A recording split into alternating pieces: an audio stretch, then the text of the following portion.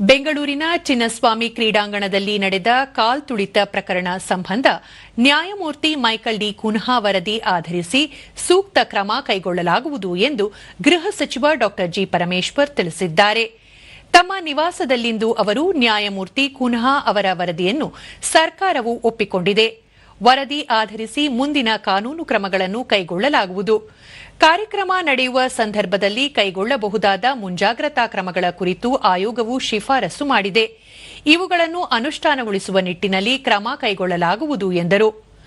RCB DNA ವಿರುದ್ಧ ನ್ಯಾಯಾಲಯದಲ್ಲಿ ಪ್ರಕರಣದ ವಿಚಾರಣೆ ನಡೆಯುತ್ತಿದೆ.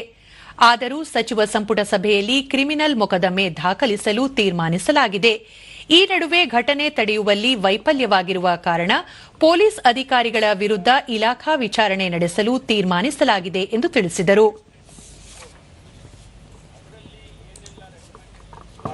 ಅದರ ಬಗ್ಗೆ ನಾವು ಒಂದೊಂದನ್ನೇ ಅನುಷ್ಠಾನ ಮಾಡೋದಕ್ಕೆ ಪ್ರಯತ್ನ ಮಾಡ್ತೀವಿ. ಈಗಾಗಲೇ ಆರ್ಸಿಬಿ ಅವ್ರದ್ದು, ಆಮೇಲೆ DNA ಅವ್ರದ್ದು, ಅವರ ಕೇಸ್ಗಳೇನು ಹೈಕೋರ್ಟಲ್ಲೆಲ್ಲ ಇದೆ, ಅದು ಹಾಗೆ ಮುಂದುವರಿಯುತ್ತೆ. ಆಮೇಲೆ ಅಧಿಕಾರಿಗಳ ಮೇಲೆ ಈಗಾಗಲೇ ಅವರನ್ನ ಸಸ್ಪೆಂಡ್ ಮಾಡಿ ಒಂದು ಹಂತದ ಶಿಕ್ಷೆಗೆ ಒಳಪಡಿಸಿತ್ತು.